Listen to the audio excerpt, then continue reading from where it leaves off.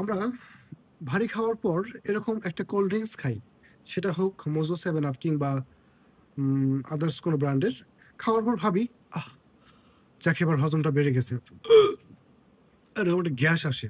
যে গ্যাসে মনে হয় যে আমার আসলে কার্যকারিতা বেড়ে গেছে পেটে। কিন্তু আসলে মোটেও এরকম কিছু না। কারণ কি জানেন? আপনি যখন এটা খাচ্ছেন, খাওয়ার পর আপনার পেটের যে গ্যাসটা ছিল সেটা উপরে চলে আসছে। সো এটাতে আপনার হজম শক্তি বাড়াচ্ছে না। আরো এটা উল্টা ক্ষতি করতেছে। সেটা হলো যে এটার মধ্যে চিনি এবং কার্বন ডাই অক্সাইড আছে। যার ফলে আপনার আম শরীরে ব্লাডের মধ্যে চিনির পরিমাণটা বেড়ে যাচ্ছে। পাশাপাশি আপনার গ্যাস, অ্যাসিডিটি বেড়ে যাচ্ছে এবং ডায়াবেটিকসের ঝুঁকি বাড়তেছে। সুতরাং আমি মনে করি যে আপনারা অবশ্যই এটা বাদ দিবেন। খাওয়া-দাওয়ার পর, ভারী খাওয়ার পর কখনোই এটা নিবেন না। এটা আপনাদের দাঁতের ক্ষতি করে, এটা আপনাদের শরীরের ক্ষতি করে। যেটা করতে পারেন হজমের জন্য সেটা হচ্ছে যে আপনারা পানি খেতে পারেন। এটা আপনাদের সত্যি আপনাদের জীবনকে ভালো রাখবে, আপনাকে সুস্থ রাখবে। আর বেশি ভারী খাবার খেলে হালকা একটু পানি খাবেন, খাওয়ার পর হাঁটাহাঁটি করবেন, আর একটু পানি খাবেন।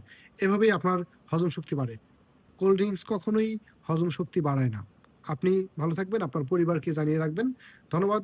ভিডিওটি ভালো লাগলে শেয়ার দিবেন আর লাইক, কমেন্ট করে জানাবেন কি অবস্থা আপনার। পাশাপাশি ভিডিওতে নতুন হয়ে থাকলে আমার ইউটিউব চ্যানেল এবং ফেসবুক পেজে লাইক ও সাবস্ক্রাইব করবেন। ধন্যবাদ। আসসালামু আলাইকুম।